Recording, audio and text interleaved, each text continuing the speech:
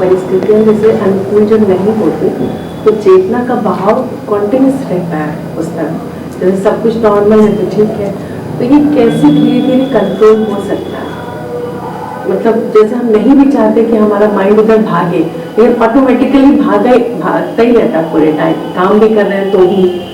तो ऐसा ये किस स्थिति में धीरे धीरे जैसे जानते हैं कि गलत है कि बार बार भाग रहा है, और मान लीजिए से कोई बीमारी है या कोई बहुत ज़्यादा परेशानी, तो उसकी तरफ कॉन्टिन्यूस भागता रहता है और उससे जानते कोई फायदा नहीं है, हम अपने आप को वीक कर रहे हैं धीरे धीरे, पर वो कैसे उसको कंट्रोल कर सकते हैं? देखिए, इसमें क्या है कि कंट्रोल करने की जो हमको शिक्षा दी गई है वो थोड़ी अड़चन पैदा करती है। कंट्रोल नहीं करना है, उसको विवेक पूर्वक समझना है।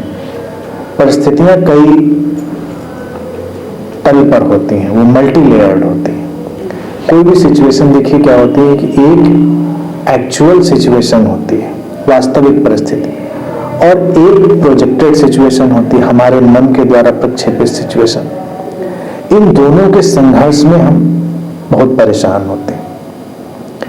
कोई घटना है वो कितनी विषम है, कितनी परेशानी वाली है, एक उसका तथ्य है जो कई बार छोटा भी हो सकता है, कई बार थोड़ा बड़ा भी हो सकता है अपने हिसाब से, लेकिन जब हम उसको अपने मानसिक धरातल से देखना प्रारंभ करते हैं तो वो हमारे लिए बहुत बड़ी हो जाती है। इसको हम ऐसे भी देख सकते हैं कि एक ही घटना कई लोगों के लिए या एक ही परिस्थिति कई लोगों के लिए अलग अलग प्रभाव लाती है। किसी को वो उतनी बड़ी नहीं लगती, किसी को वो बहुत बड़ी लगती है। तो ये छोटा बड़ा परिस्थितियों का जो प्रभाव है, ये व्यक्ति के अपने विवेक और उसकी समझ के कारण। आध्यात्मिक व्यक्ति को इस अंतर को जानने की कोशिश करनी चाहिए, उनसे भागना नहीं है, क्योंकि भागेंगे तो वो हमारा पीछा करेंगे। लेकिन हमेशा अगर इन दो बातों को स्मरण में रखें कि हम ये पता लगाने की कोशिश करें, अपने आप से प्रश्न करें कि वास्तविक परेशानी कितनी है और जितनी परेशानी हम ले रहे हैं वो कितनी है, तो उन दोनों में हमें अंतर दिखाई देने लगेगा।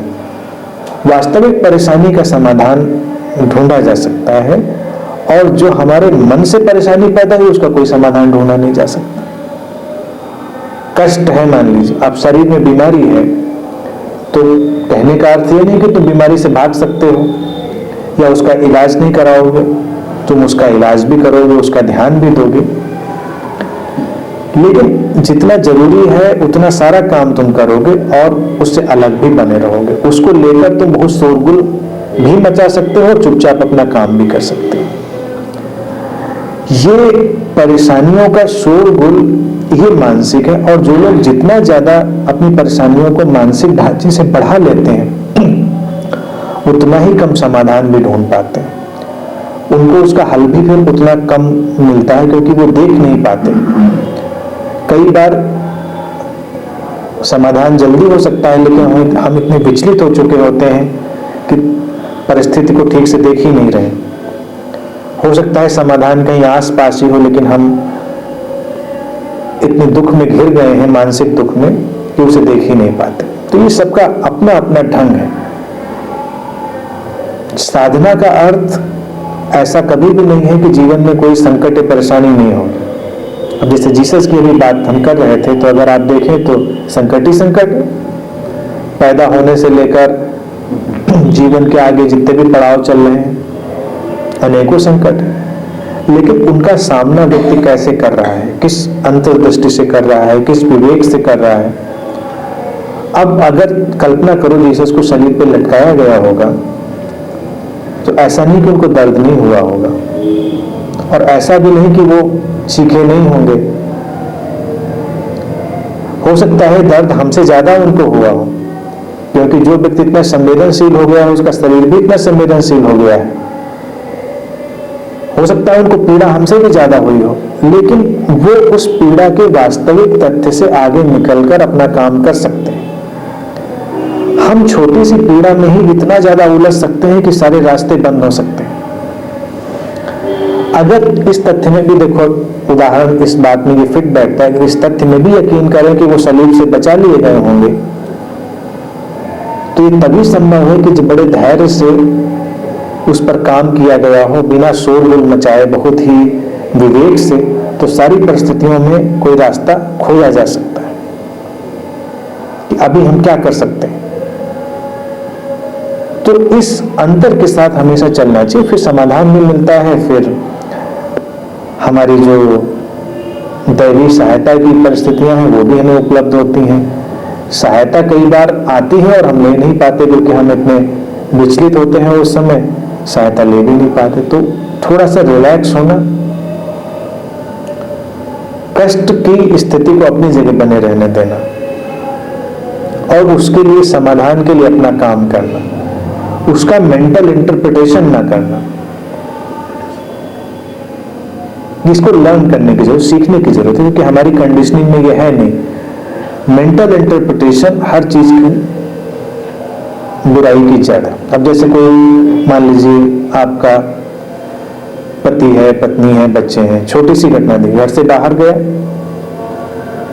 तो जो लोग इस तरह की परेशानियों से घिर जाते हैं, मानसिक परेशानियों से, वो उसके जाते ही चिंतित होना प्रारंभ हो जाते हैं कि अब आएगा लौट के कि नहीं आएगा, कहीं एक्सीडेंट तो नहीं हो जाएगा, देखो सूचना कहाँ से आती, पुलिस वाला लेके आता है, कौन लेके आता है, तरह तरह की, और निरंतर चिंतित हैं। उतनी देर में 10-20 फोन कर डालेंगे।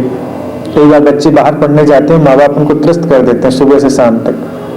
उनको अपने विवेक पर नहीं छोड़ते कि खाना भी खा लेगा, वो बाहर गया है, उसको इतनी अकल तो है, इतनी अकल नहीं है तो बाहर गया क्यों, भेजा क्यों उसको आपने।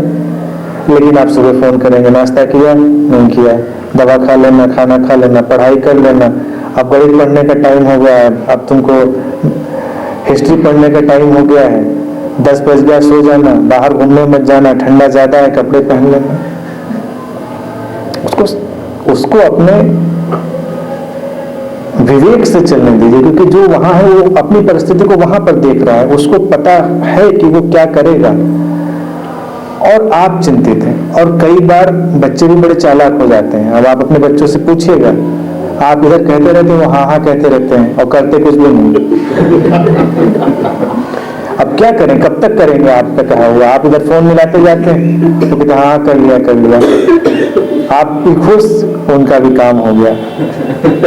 लेकिन आपने इतनी देर बेवजह की परेशानी उठाई, बड़ी चिंता उठाई, घर में तनाव का वातावरण बन गया, ठंडा लखनऊ में पड़ा, और वो जहां भी बच्चा आपका होगा आप चिंतित वहां के लिए हो गए।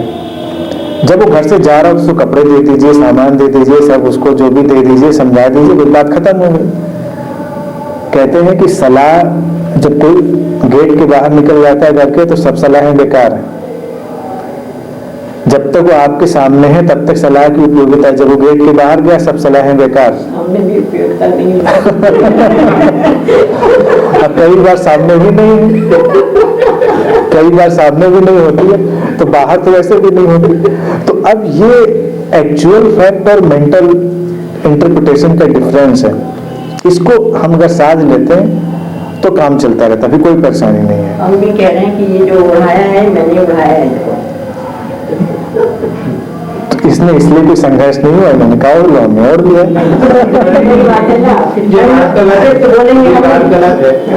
आप लोग समझ सकते हैं, आप पर आपसे नीचे आ गए और नीचे से ऊपर आपने बड़े मुश्किल से भेजा है। हाँ, यहाँ सब बहुत तो पड़ता ही है, जब नहीं पहने तो कहना पड़ेगा, खराब ही रहता है। और उसको हर बार हर आजाद की है, आजाद की बारी है, और उसको हर बार डाला जाता है। अरे अधिक क्या है, नहीं गया आजाद बेचना उसने तो सामने थे, देखिए इसका मतलब भी था, मैं जो बात कह रहा हूँ सामने थे तो आपने कहा मैंने ले लिया, और अगर सामने ना होते तब तो आपके कहने से बात बिल्कुल यकीन नहीं करते हैं। तो आप हमसे कहती फोन करके कि आप पहन लो, हम कह देते हाँ पहन लिया।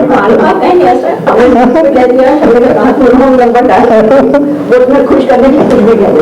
तो अब इसका देखिए, इसका अंतर क्या है कि मुझको कितना ठंडा और गर्म लग रहा होगा, ये मुझको ज्यादा पता होगा। नहीं पता होती है।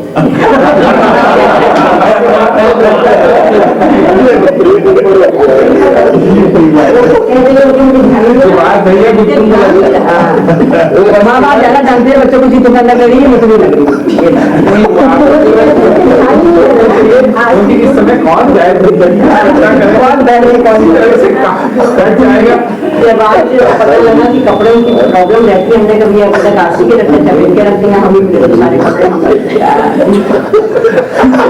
हम लोग कहीं निकल गए। अरे आप पकड़ गए इसलिए नहीं, भैया भी साथ में है साथ में है। देखिए मुद्दा ये है कि अगर इसको भी आप समझिए कि इन्होंने कहा आपने मान लिया तो बात खत्म हो गई ना, आमने सामने की थी। और सामने कहना पड़ा ना, तब कहना माँ बाप की बात ना करो। और दूर रहने पे आप कुछ कर नहीं सकते। मेरा कहना की तात्पर्य ये था कि जब अगर दूर है तब इन मामलों में कुछ फर्क नहीं पड़ता है। फिर तो जिसको जो करना है वही करना है, तो इसकी चिंतित होने की बात नहीं होती। बाहर प्रेम और चिंता में डिफरेंस होना चाहिए। प्रेम थोड़ा फैक्चुअल होता है, चिंता कुछ ज्यादा हो जाती है।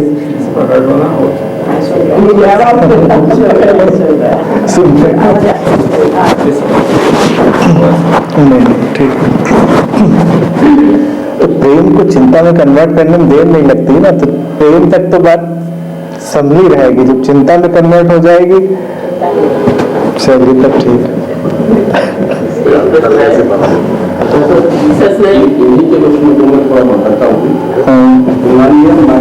इस तरह का आपका है कि जो आपकी चिंता है वो फैक्चुअल उतनी नहीं है, लेकिन आपका जो मेंटल लेवल है या आपकी समझ है वो बड़ा हाइपरबोलिक बना देती है। इस तरह का अगर माइंडसेट किसी का बन ही गया हो और उसे निकल ना पा रहा हो, तब सर क्या करना चाहिए ऐसी स्थिति में? हाँ तो देखिए, आप वही बात जो आप पूछ रहे हैं ना, वही बात इम्पोर्टेंट है।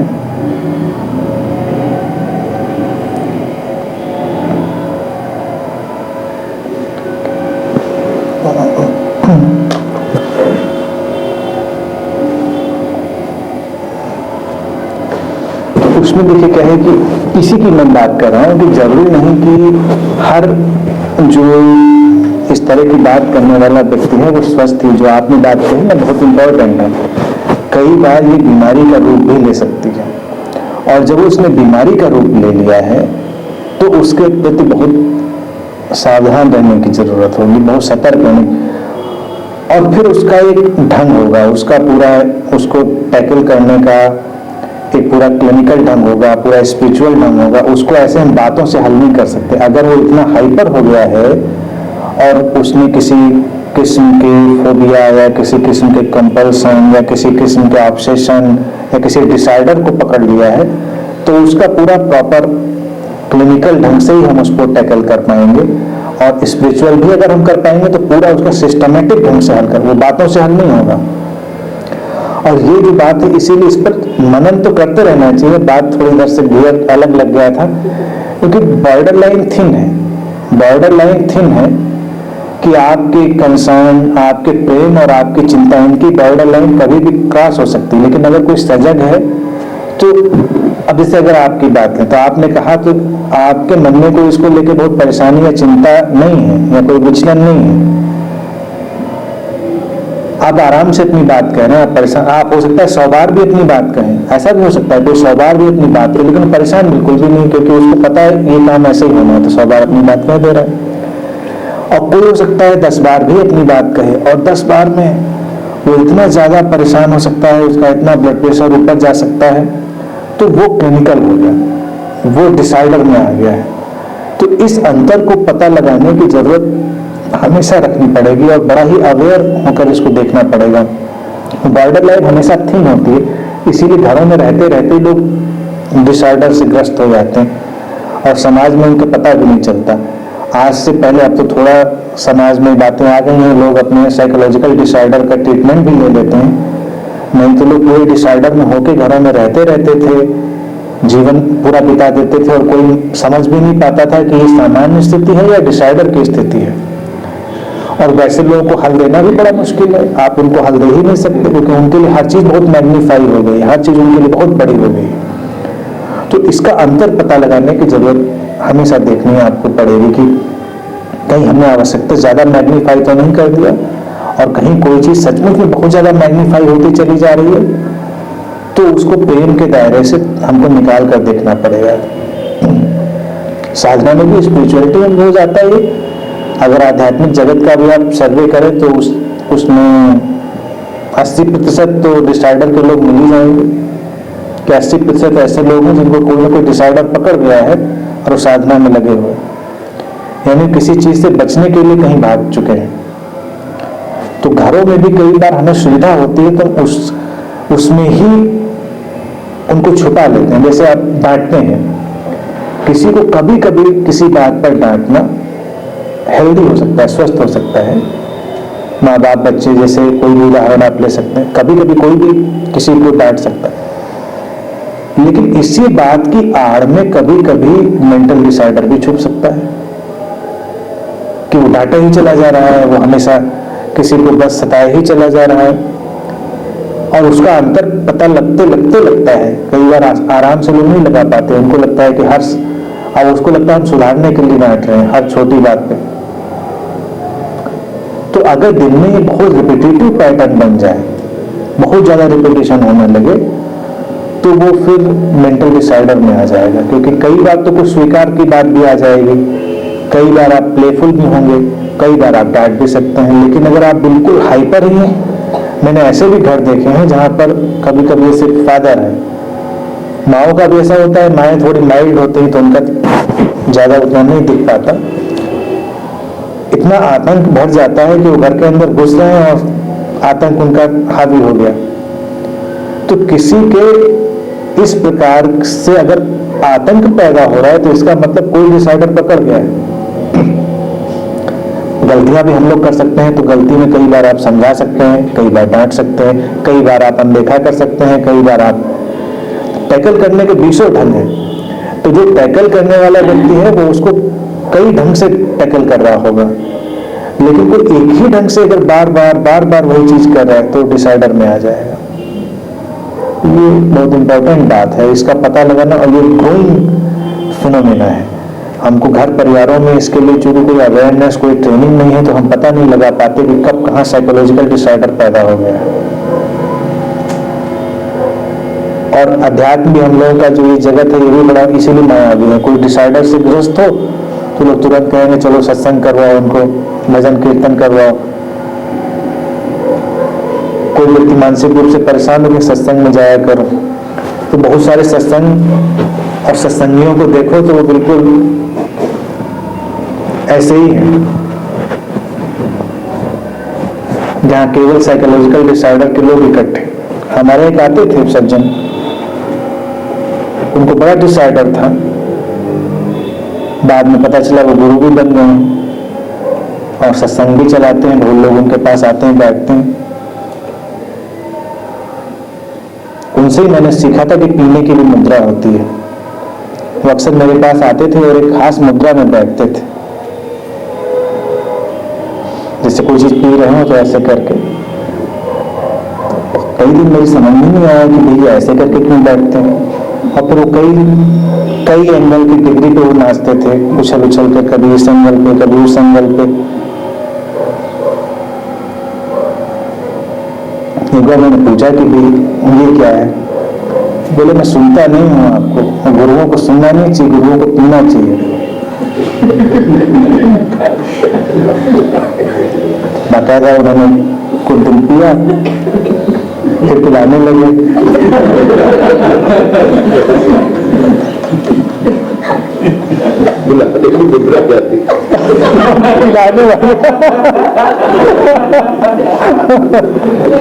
वहां मैं गया भी सुनने में आया था, ये खोज का विषय हो सकता है कि पिलाने की मुद्रा भी निकाली है उन्होंने। तो ऐसे डिसाइडर में बहुत चीजें छुप जाती हैं, इनका पता लगाना थोड़ा ऐसे ही है, इसके लिए अवेयरनेस होनी चाहिए। ये जोसेफ ने पूरे संसार को प्रेम का संदेश दिया और कहते हैं कि वो कभी मुस्कुराए नहीं, इसके पीछे क्या रहस्य हो सकता है?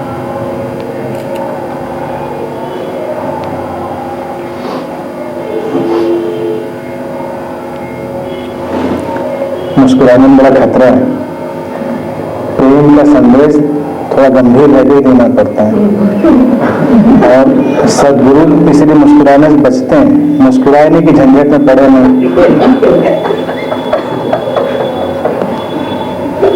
तो पब्लिकली ऐसे बैठ के तो भले मुस्कुरा दें, लेकिन वो आमने सामने होते तो ज्यादातर मुस्कुराते नहीं, क्योंकि इंसान फंसता मुस्कुराने में है।